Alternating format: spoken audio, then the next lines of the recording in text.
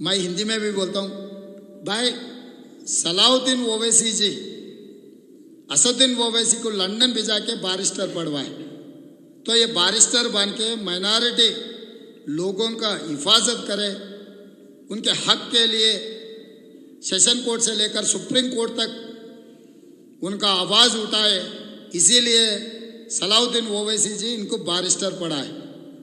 इन एक केस में अंदर गए तो इनका वकील कौन है, इनको बेल दिलाए से वाले कौन है? दुब्बा का एमएलए रघुनंदन राव। रघुनंदन राव कौन है? बीजेपी का एमएलए।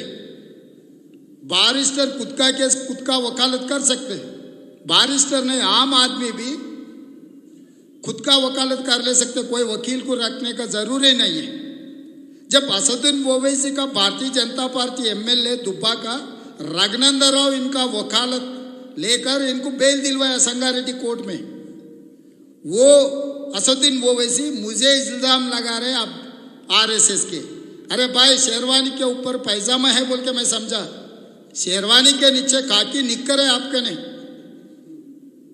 बार बार मेरे बारे में आप कह रहे, मैं सीधा सीधा एक सवाल पूछना चाहता हूं असदुद्दीन ओवैसी से। एमआईएम किसका पार्टी है? कासिम रिजवी का। कासिम रिजवी कौन है? रजाकर है। किसका? निजाम नवाब का सेनापति।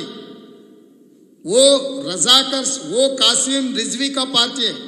आज के तारीख में आपको कासिम रिजवी बोल के बुला सकता हूं क्या?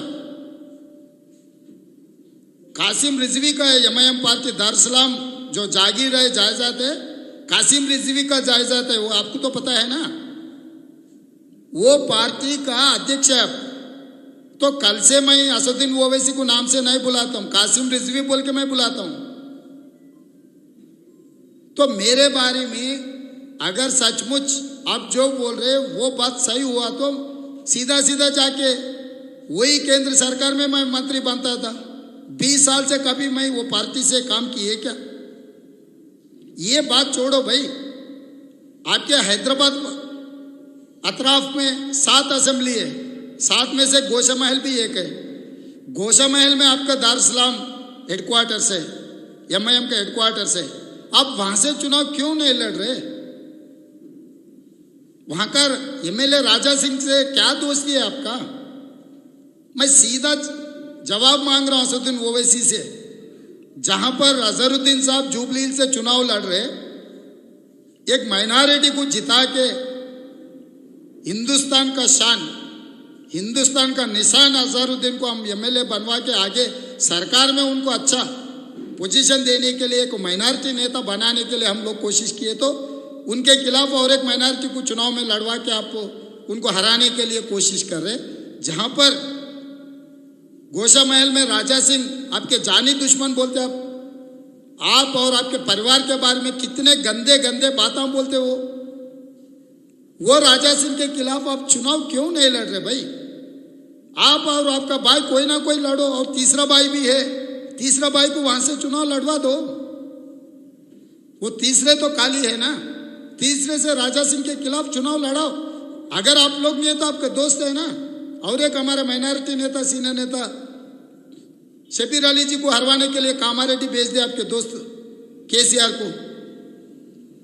वो केसीआर को यहां से गोशा महल राजा सिंह के खिलाफ चुनाव लड़वा दो भाई। वो योगी का कितना खास आदमी है, योगी आदित्यनाथ का कितना खास आदमी है राजा सिंह। वो बुलडोजर पार्टी है ना। सो बुलडोजर को हराने के लिए अब चुनाव ही नहीं लड़ रहे, फिर आप आके रेवंत रेड्डी आरएसएस का है, रेवंत रेड्डी लाठी घुमाए, रेवंत रेड्डी ये किए, रेवंत रेड्डी वो किए। ये सब सारे जो कॉन्स्पिरेसी है केसीआर को, आपके दोस्त को, चोर को बचाने के लिए आप ऐसे झूठे बातें मत बोलो। असदुद्दीन ओवैसी आपके वकील कौन है? बस इतना जवाब दो। रघुनंदन राव आपको बेल दिलवाया नहीं दिलवाया? रघुनंदन राव बीजेपी का एमएलए है या नहीं है? गोशा महल के राजा सिंह के खिलाफ आप क्यों नहीं लड़ रहे? मेरा ये 2 सवालों को आप जवाब दो। बात की बात दूसरे बात करेंगे। और तीसरी बात ये भी, हाँ यहां पर मैं सवाल करना चाह रहा हूं। अकबरुद्दीन ओवैसी, असदुद्दीन ओवैसी मुझे बोल रहे अब संघ परिवार के है नहीं है, भाग्यलक्ष्मी मंदिर में आ जाओ, भाग्यलक्ष्मी मंदिर में अब बयान दे दो। भाई मैं तो हिंदू हूँ, मैं भाग्यलक्ष्मी मंदिर को मानता हूँ, मैं इससे पहले भी गया, आगे भी जाऊंगा। मगर आप कब भाग्यलक्ष्मी मंदिर को मानने में लग गए? योगी आदित्यनाथ दास और अमित शाह वहां पर दर्शन करने के बाद आप भी यकीन करना शुरू कर दिए क्या? बुलाना था जहांगीर पीरला दरगाह में, बुलाना था दिल्ली में निजाम के जो दरगाह है, दरगाह में आओ, दरगाह में उठाओ बोल के कुछ बोलना था। अब दरगाह में नहीं बुला रहे, भाग्यलक्ष्मी मंदिर में मुझे बुला रहे। मेरे कोई एतराज नहीं वहां पर आने के लिए। उसके साथ साथ और एक सवाल मैं पूछना चाहता हूं आपसे। योगी आदित्यनाथ दास और अमित शाह के कास पट्टा, उसके दिमाग, उन लोगों के दिमाग में, दिल में जो है वही काम करते। बीजेपी का एमएलए, सीनियर नेता, उसका नाम नहीं लेता हूं क्योंकि ठीक नहीं रहता, कितने बार आपके घर में, शास्त्रीपुरम आपके महल में दावत दिए।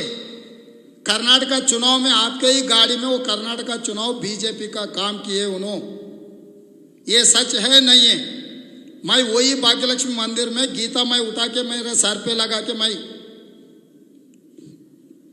मैं जो बोल रहे आप, मैं कसम खाता हूं, आपको हिम्मत है मक्का मस्जिद में कुरान उठा के सर पे लगा के मेरे घर पे अमित शाह और योगी का खास आदमी बीजेपी एमपी मेरे घर पे नहीं आया, मैं दावत नहीं दिया बोल के आप मक्का में कुरान उठा के आप बोलने का तैयार है क्या? जुम्मे के दिन मैं आता हूँ, पहले मैं भाग्यलक्ष्मी मंदिर में मैं उठाता हूँ, वहां से मैं सीधा सीधा मक्के में आ जाता हूँ। मक्के में आप कुरान उठाओ,